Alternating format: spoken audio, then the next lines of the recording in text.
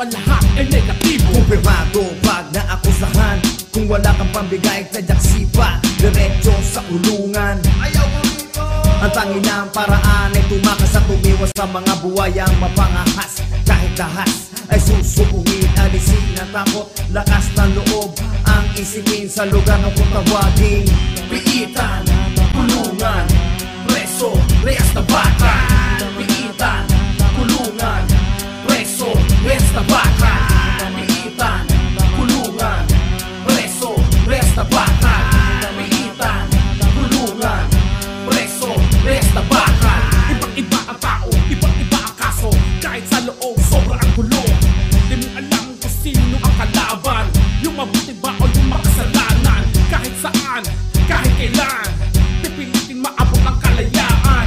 Nasa aking kamay ang pagbabago. Panginoon, patawarin niyo po ako. Yung nakalaya at nagbalik muli sa kulungan, ang dating daan ay hindi niya na mapuntahan. Ang kawawang nilalang namulat sa kabunduhan dahil sa kahirapan na pagpintangan. Ang hustisya ba ay sa mayaman lang at hindi kay kawawang wan? Kaya maraming nagdurusa sa loob ng